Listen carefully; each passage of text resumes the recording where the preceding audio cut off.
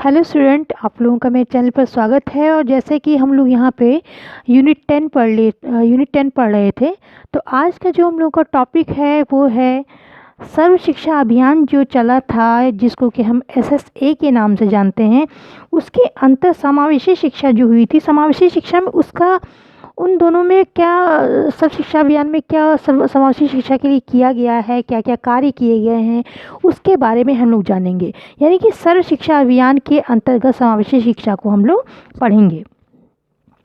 तो इसका पहला पॉइंट देखिए, पहला पॉइंट है कि सर्व शिक्षा अभियान जो थी, इसका शुरुआत कब हुआ था, कब ये शुरू हुई। ये हुआ 2001 से लेकर 2002 में इसकी शुरुआत हुई। पहला पॉइंट आपका ये है। और दूसरा, कोई भी संस्था बनती है, कोई भी चीज़ बनती है, तो उसका उद्देश्य क्या है, उसका एम क्या है, उसको देखते हैं। तो इसका उद्देश्य क्या था, जो SSA जो अभियान चला, ये सर्व शिक्षा अभियान, इसका उद्देश्य क्या था उसको देख लेते हैं।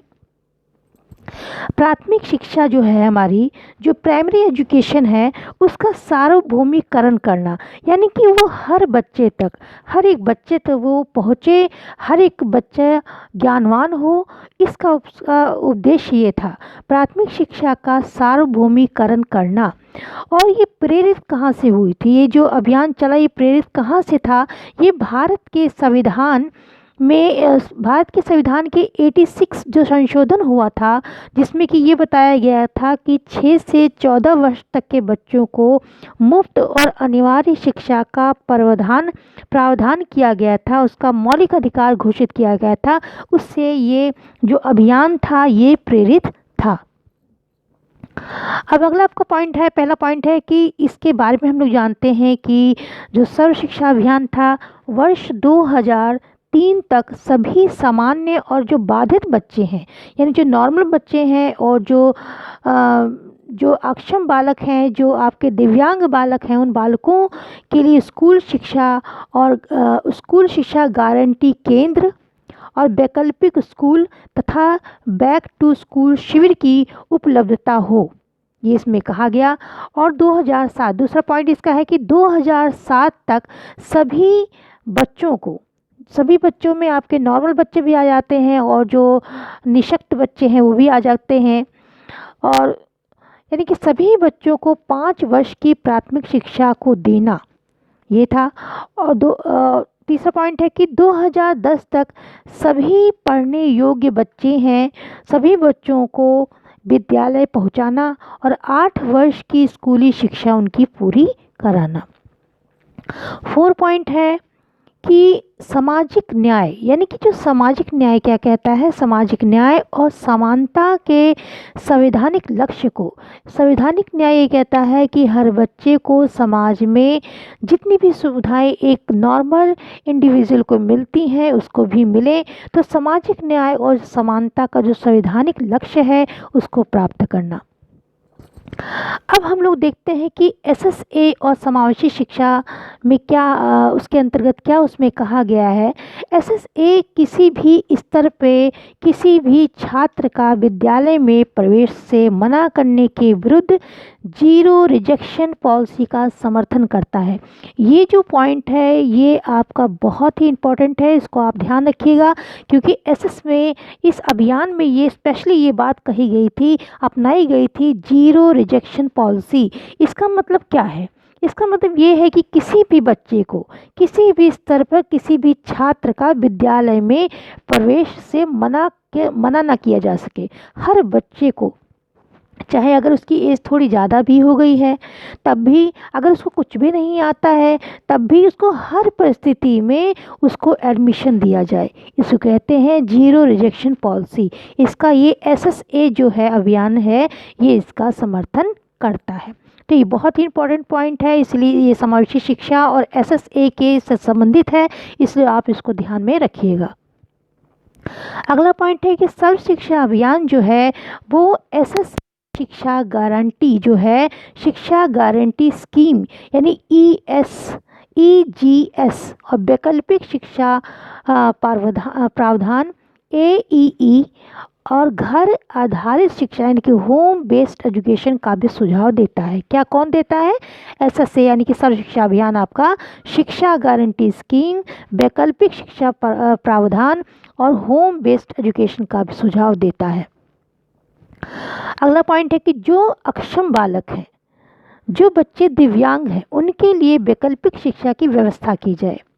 कभी कभी ऐसा होता है कि अक्षम बच्चे बिल्कुल भी अपने घर से बाहर जाने की परिस्थिति में नहीं होते हैं, या वो बिल्कुल भी उनके लिए जाना संभव नहीं होता। तो ऐसी परिस्थिति में कुछ ऐसी वैकल्पिक शिक्षा का व्यवस्था किया जाता है ताकि वो लोग भी अपनी पढ़ सकें, शिक्षा को ले सकें।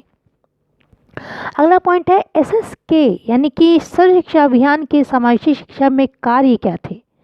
SSK जो इस अभियान के द्वारा समावेशी इंक्लूसिव एजुकेशन में क्या कार्य किए गए उसको देख लेते हैं। पहला पॉइंट है आपका कि विशेष आवश्यकता यानी जो दिव्यांग बालक हैं उन बच्चों की पहचान के लिए सर्वेक्षण करना, यानी ये पता लगाना कि इस क्षेत्र में कितने बच्चे हैं या जो दिव्यांग हैं, ठीक है, इसका सर्वेक्षण करना सबसे पहला जो पॉइंट है ये है। दूसरा है कि दिव्यांग बच्चों का जो कार्यात्मक तथा औपचारिक आकलन करना तथा उनकी क्षमता के अनुसार कि उनकी कितनी कैपेसिटी है, उनकी क्षमता क्या है, उनकी क्षमता के अनुसार शैक्षिक व्यवस्था करना। अगला पॉइंट है कि समेकित शिक्षा, जो समावेशी शिक्षा है, समेकित शिक्षा के शिक्षक जो हैं उनको प्रशिक्षण की व्यवस्था करना, क्योंकि वो विशेष बच्चे हैं तो उनको सिखाने के लिए तकनीक जो लगाई जाएगी वो भी अलग अलग प्रकार की होगी, विशेष प्रकार की होगी। तो उस तरीके से शिक्षकों को प्रशिक्षण देना ताकि वो उन बच्चों को अच्छे से समझा पाएँ, उनको अच्छी उन विधियों के हिसाब से पढ़ा पाएँ जिससे वो उनको समझ सकें। 4 पॉइंट है कि जो अशक्त बच्चे हैं, अशक्तों को सहायक उपकरण प्रदान करना। जो दिव्यांग बालक हैं कभी कभी चल नहीं पाते हैं या उनको दिक्कत है, तो उनको जो भी उनकी जो अक्षमता है, जो भी आसक्ति है उनकी, उसके मतलब किस तरीके से वो अपने जीवन को सुचारू रूप से जी सके, उसके लिए जो उपकरण, कभी कभी व्हील चेयर देखते हैं या और चीज़ें हैं, वो उनको उपलब्ध कराई जाए, उपकरण को प्रदान किए जाए। अगला है कि अभिभावक जो हैं उनको प्रशिक्षण और समुदाय को इस प्रकार के लिए भी सक्रिय करना। जो अभिभावक हैं कभी कभी वो बच्चों को, अगर अभिभावकों को हम अच्छी तरह से सलाह दें या उनको प्रशिक्षण दें तो उस बच्चे को अच्छी तरह से हैंडल कर सकते हैं कि उस बच्चे की उसकी बात को समझना या उसको घर में भी उसको अगर पढ़ा सकते हैं और उसका ध्यान अच्छी तरह से रख सकते हैं, तो अभिभावकों को प्रशिक्षण देना और समुदाय को इस कार्य के लिए सक्रिय करना, जो समुदाय है। अगला है आपका कि पाठ्यक्रम और पुस्तकें और अधिगम सामग्री जो है उसको इस प्रकार से बनाना, जैसे जो बच्चे अंधे हैं, जो बच्चे देख नहीं पाते हैं, तो उनके लिए जो ब्रेल लिपि होती है उससे उनको पढ़ाया जाता है, और जो बच्चे सुन नहीं पाते हैं उसके लिए अलग से उपकरण, जैसे ऊंचा सुनते हैं उसके लिए अलग से उपकरण उनको दिए जाते हैं, और उनकी पुस्तकें और जो पाठ्यक्रम है या अधिगम सामग्री है वो इसी प्रकार बनाई जाए ताकि उनको सुविधा हो और इन बालकों की शिक्षा के लिए उपयुक्त हो। अगला पॉइंट है कि विशेष आवश्यकता वाले बच्चों के लिए समेकित शिक्षा प्रदान करने के लिए अनुसंधान को बढ़ावा देना, यानी कि इस क्षेत्र में जो अशक्त बच्चे हैं, जो दिव्यांग बच्चे हैं, उनको किस तरीके से हम किन विधियों द्वारा उनको अच्छी तरह से पढ़ा सकते हैं, किन उपकरणों द्वारा पढ़ा सकते हैं, और अगर ये समस्या है तो क्यों है, इस समस्या से कैसे निपटा जा सकता है, इन सब चीज़ों को लेके जो अनुसंधान है इस क्षेत्र में उसको बढ़ावा देना। अगला पॉइंट है जो दिव्यांग बालिकाएं हैं उनकी शिक्षा पे भी विशेष रूप से ध्यान देना। और आपका 9 जो पॉइंट है वो है एनजीओ जो होते हैं उनको तरह सरकारी योजनाओं में तालमेल करना। एनजीओ होते हैं जो इन बच्चों के लिए स्पेशली मदद कर सकते हैं, इन बच्चों को पढ़ाने के लिए, तो उनकी तरह सरकारी योजनाओं में तालमेल करना और समेकित शिक्षा की प्रगति पर नियंत्रण और उनका मूल्यांकन करना, यानी कि समेकित शिक्षा जो है उसमें कहाँ तक प्रगति हुई है, क्या क्या उसमें खामियां आ रही हैं, क्या क्या सुधार करना है, उनका समय समय पर मूल्यांकन करते रहना। इस बात को भी इसमें SSA में अपनाया गया।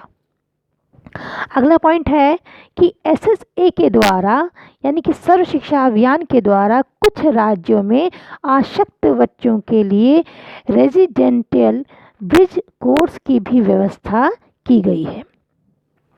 तो बच्चों ये टॉपिक यहीं पे समाप्त होता है। अगर कोई डाउट है, कोई चीज़ समझ नहीं है तो आप कमेंट के द्वारा बता सकते हैं। So thanks for watching.